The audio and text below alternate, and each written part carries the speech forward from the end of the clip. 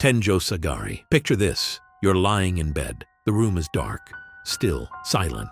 Then a faint sound, and something begins to lower itself from the ceiling. It starts off small, almost like a lump of soft rubber, but as it slithers down from the cracks above, it stretches out and becomes a long, dangling leg-like shape, hovering right above your face. Before you can even react, a cold, slimy, soggy tongue slides across your cheek, then again and again. But the second you open your eyes in horror, it's gone, shrinking, curling up, slipping back into the ceiling like it was never there. This is Tenjosagari, which literally means the one that comes down from the ceiling. It only shows itself when you're asleep and vulnerable. They say it doesn't mean any real harm, but if you want it gone, try tapping the wooden knot on your ceiling or burning incense underneath it. Just good luck falling asleep after that. 9.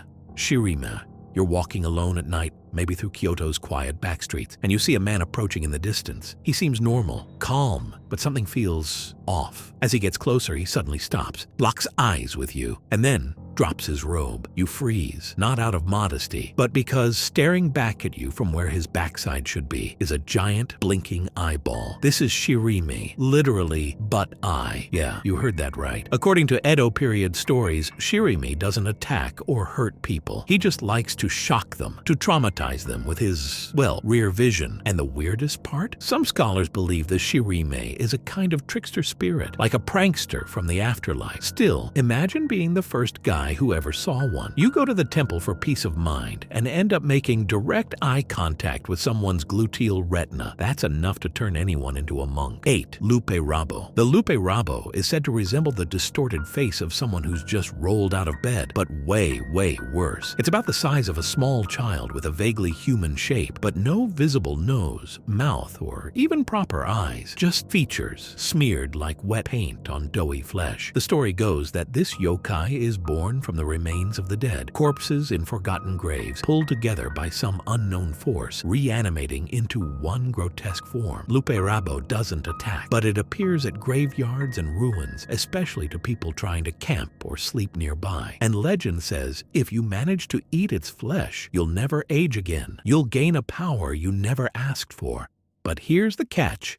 It smells like rotting lead, and just being near it can make you gag. 7. Daidarabotchi. If Mount Fuji had legs, they'd belong to Daidarabotchi. This enormous yokai is said to be the one who literally shaped Japan. Mountains, his footprints, lakes, where he scooped up earth, and Fuji itself, just a weekend project. They say he piled it up with his bare hands, and the massive hole he left behind, that's Lake Biwa. In pop culture, you've probably already seen him. Princess Mononoke's forest spirit, Naruto's tailed beasts, all nods to this titan. He's the god who builds mountains, then vanishes into the mist before anyone can say thanks. 6. Betobeto-san. Picture this. You're walking home late at night. Quiet street. No footsteps but your own. But then another pair joins you. Step, step, step. You freeze. Turn around. No one there. That's Betobeto-san, the yokai who loves a good midnight stroll. Just not alone. He doesn't show himself. He doesn't harm you. He just walks, always one step behind. Locals say you can stop the creepy footsteps by doing something simple. Pause, bow slightly, and say, Betobeto-san, please go ahead. If you do, the sound stops every time. He's like a polite haunting, a ghost with manners. But the moment you ignore him, that's when he gets real clingy. So next time you hear that extra step behind you on an empty road, don't run, don't scream, just be courteous. You never know who's keeping you company. 5. Makuragaeshi. You wake up and your head's at the wrong end of the bed. No, you didn't toss and turn. This wasn't sleep paralysis. You've just been visited by Makuragaeshi, the pillow-flipping spirit with a morbid sense of humor. At first glance, Makuragaeshi sounds like a harmless prankster. He sneaks in while you sleep, flips your pillow, and switches your head and feet around. Annoying? Yes. Deadly? Maybe. See, in ancient Japan, it was believed that dreams were when your soul left your body. If someone moved your pillow while your soul was out wandering, it might not find its way back. You wake up not really yourself, himself, or not at all. So yeah, he's not just messing with your sleep, he's flirting with your mortality. People used to defend themselves by sleeping with heavy pillows or sprinkling salt by their headboards because apparently Makuragaeshi hates salt. Go figure. Still think it's funny? 4. Kijimuna, red hair, big eyes, barefoot kid standing in a tree. That's Kijimuna, a forest spirit from Okinawa who's more mischievous roommate than monster. He usually appears as a young boy with flaming red hair and a cheeky grin, living inside old trees, especially banyans. And while he's generally friendly, you do not want to piss him off. Locals say Kijimuna loves fish, hates wind, and if you treat him with respect, he'll be your buddy for life. But if you chop down his tree, if you lie to him, he'll curse your crops, sink your boat, or straight up wreck your entire village.